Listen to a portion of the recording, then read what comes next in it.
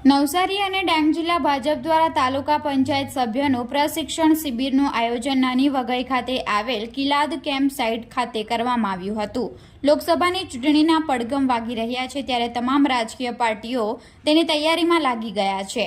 તેમાં હંમેશા ચૂંટણી મોડમાં રહેતી ભાજપ પણ તૈયારીમાં જોતરાઈ છે, જેમાં નવસારી અને ડાંગ જિલ્લા ભાજપ દ્વારા તાલુકા પંચાયત સભ્યોનો પ્રશિક્ષણ શિબિરનું આયોજન નાની વઘઈ ખાતે આવેલ કિલાદ કેમ્પ સાઇટ ખાતે નવસારી લોકસભા બેઠકના ઇન્ચાર્જની અધ્યક્ષતામાં રાખવામાં આવી હતી, જેમાં નવસારી જિલ્લાની 6 તાલુકા પંચાયત અને ડાંગ જિલ્લાની 3 જેટલી તાલુકા પંચાયતના ભાજપ ચૂંટાયેલા સભ્યો તેમજ તાલુકા પંચાયત પ્રમુખો હાજર રહ્યા હતા।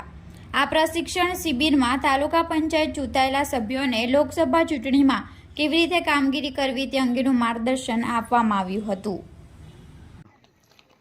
આજ રોજ નવસારી અને ડાંગ જિલ્લાનો પ્રશિક્ષણ વર્ગ તાલુકા પંચાયતના ચૂંટાયેલા સભ્યોનો વઘઈ કેમ્પ સાઇટ ખાતે રાખવામાં આવ્યો છે।